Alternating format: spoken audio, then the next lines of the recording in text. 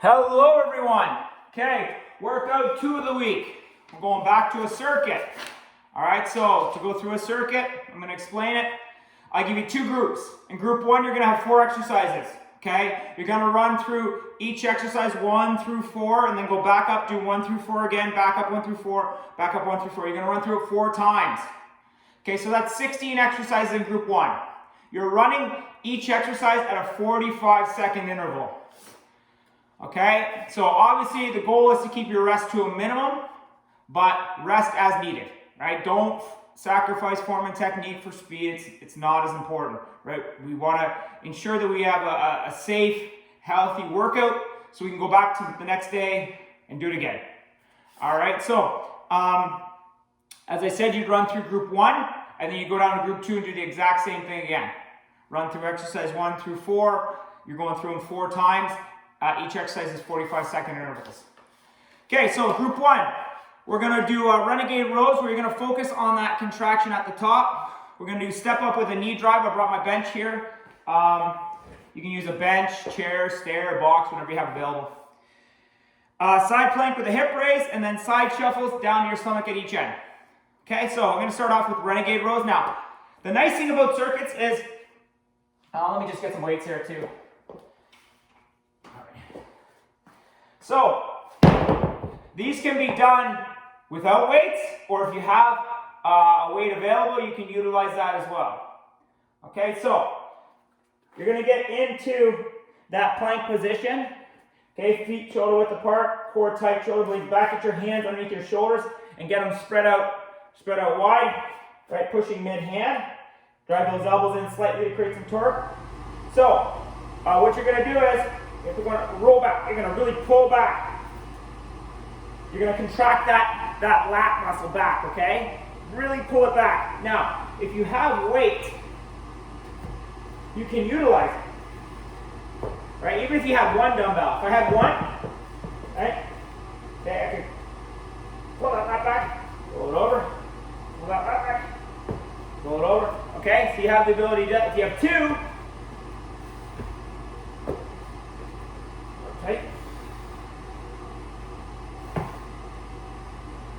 okay, so you might want to go, if you don't have as good a core stability, you might want to go a little wider with your feet, just past shoulder width. But the big thing, sorry, the heater's kicking on. The big thing, if you don't have it, you're really going to focus on that tight contraction of lat muscle. Tight contraction, you'll feel it. You pull back and really contract that, and then back out. So that's your renegade rows. Now, if you're doing it off the knees, same idea applies. Get in that good plank position, toes walk down, core tight, shoulder blades back, hands underneath your shoulders. Right? Pull, okay, really pull that tight. You'll feel that. Okay, pull. All right, next is a step up with the knee drive. You're going to alternate the legs every single time. So, big thing. All right, you're going to start feet shoulder width apart. Get a good base, right? Mid-foot. Get that big toe back heel locked in. Feet shoulder width apart, knees over your toes. All right, and that's going to look like this. All right, knees over our toes. I'm tight. I'm locked. All right, I'm going to choose a leg to step up with. When I step up, a lot of people don't get that good foot pressure and get that knee over your toe. Don't let it flop all over the place. Get locked in. Knee over your toe. Engage that glute. All right, that quad is going to be engaged as well. Okay, so up, then you step up, and then a knee drive. Okay, if you can hold it for a second at the top, that's ideal, because that also works on body awareness and core stability. So let's go like this. 1, 2, down. Switch legs. 1, 2, down. Not very good foot pressure on that one, as you can see. 1, 2, down. 1, 2, down. All right, and try and control that descent back down as well. You don't want to land solid, so control it, cushion that landing. But you're just doing a step up, and again, this could be a box, it could be a coffee table, it could be a stepper if you have it. 1, 2. 1, 2. Okay. So what I do as well is is I try to minimize the moving parts that are happening at the same time as my lower body. So my upper body, I get locked in. I keep my hands upright, so I'm upright here. 1, 2, right? Because the less moving parts, the better it is for you to counter, the easier it is for you to counterbalance when you lift that leg. Okay, now if that's not possible, here's an alternative. You just step up, that's 1. Step up, that's 2. So you're not doing any knee drive there, you're just doing a step up and then step back down and then switch legs. Okay, next one is the side plank with a hip raise. So you can do this on your hand, you can do it on your elbow. I prefer elbow just because it lets me really engage that muscle. I feel like when I'm on my arm, I have to focus on the stability here as well, whereas I don't get to really focus on that side core oblique stability. So you can do it on your, but basically create a straight line with your body. You don't want your hips way back, you don't want your hips way forward. You'll see it, look down the line, make sure it's a straight line. I put my feet on top of each other, I'm gonna drive that hip up, then down, up, then down, right? I put my hand at my side to feel myself engage. So do 5, then turn over, same idea. 1, 2, 3, 4, 5. Now again, as I said, you do it on your hand. 1, 2, 3, 4, 5, and then turn over and do the other side. So you have some options there. As I said, I prefer the elbow. You may think it's an easier exercise, but I personally feel that you're able to engage that muscle a lot better when you're on your elbow. But again, it's totally your choice. The big thing, keep yourself in that straight line, that straight plank position. Right? You don't want to get your butt way forward. You don't want to have your butt way back. Okay, so you're going to do 5, turn over, do 5 on the other side. That's your side plank with a hip raise. Next is side shuffles down to your stomach at each end. Okay, so you're going to start on one side of your mat. You're going to get into that crouch position, knees bent, stay on your toes. Side shuffle down the stomach. Back up, side shuffle. You can use your mat, or if you have the space, you can utilize the full space. Okay? Now, if you want to go down to your knees to do your push-up, that's how it looks. Same idea, side shuffle, down, knees. Okay, make sure those toes are locked down. You can't see them here. Right, toes locked into that mat, get them locked in. Right, core tight, shoulder blades back. Back up, on your side shuffles. Okay. Next is dips. So you do your dips. Oh, sorry. So that's group 1. My apologies. That was the 4th exercise in group 1. So you had renegade rows. You had step ups with a knee drive. You had side planks with a hip raise. You had side shuffles with where you're going down to your stomach with a push up at each end. So down to your stomach, push up at each end. Now, group 2. We have, as you can tell, I'm really eager to get into it. Group 2. We have dips on a stair, chair, or box. Walking lunges, you're going to go forward lunge and then backwards with your lunges. Russian twists and long jump burpees. All right, so to start off, you're going to go dips. So with dips, make sure your hands are underneath your shoulders. Right, get them right underneath your shoulders to start. Core tight, shoulder blades back. All right, and step out. Don't go too far from your bench because you're going to add some pressure to those shoulders. So try and rub that back right against that bench. Okay? So down to 90. Back up, that's the ideal. Okay, driving straight up. Now if that's too hard, bring your feet in.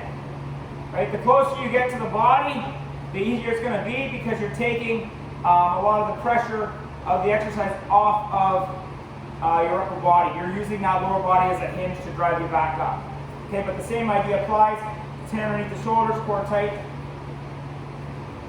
Down to 90. Up. Okay, so that's your dips. Alright, and as I said, you can do it on a coffee table, a bench, a chair if you have a good solid chair, a stair if you have that available. So next is walking lunges. Okay, so what you're going to do is, you can utilize your mat if you want. If you have more space, obviously that's ideal. You can do a bunch of lunges forward, like 5 and then 5 backwards. But this is what you're doing. So a lunge, you're going to start in your standard squat position, right? Feet are shoulder width apart, or maybe a little wide or a little narrow, depending on what you like. Core tight, shoulder blades back. Okay, like you're holding that tennis ball between your shoulder blades. I keep my hands up front for a little bit of stability. It keeps me upright. But you're going to step into that lunge position, right? And you're going to go down to that 90.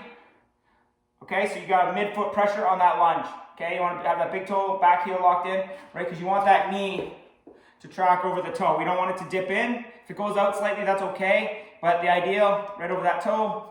Okay, so it's going to look like. I'm going to lunge forward, and then lunge forward, and reset. And then lunge back, then lunge back, okay, and then back. So let me do it without watching myself on the camera because I'm obviously losing concentration. So forward, forward, back, back. All right? So you saw that I didn't reset in the middle. What that means is I did this.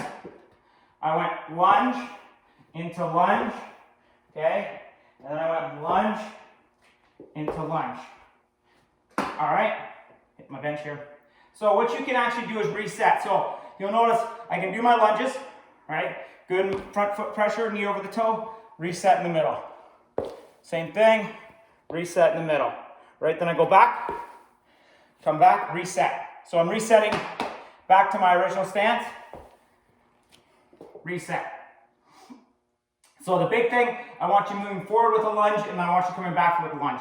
If you only have a smaller space, right, one forward lunge, reset, one backwards lunge, reset. Okay, just try and alternate the leg you went forward with, and obviously the leg you came back with. So you can do it this way. If I go forward with my left, I come back with my left, then I go forward with my right, and I come back with my right. Okay, so you have some options there. Obviously the ideal is to have more space, be able to do, say 5 forward and 5 backwards back. Okay, next is Russian twist. Okay, so big thing with Russian twist, knees are slightly bent. You're going to be going up and over. All right, those heels might leave the ground a little bit. But if you have an object of weight, whatever, it could be a backpack, could be whatever you have in the house. If you have a smash ball, that's ideal. If you have some dumbbells, that's ideal. What you can do is, right?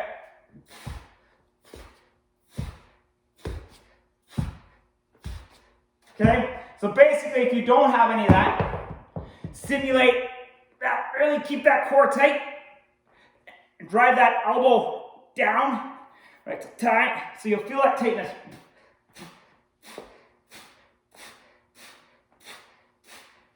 So really focus on driving that elbow down. The ideal, you're going to try and keep those heels locked in. They might come off a bit as you're rotating. All right. For an added element to the exercise, some people try and keep those heels off.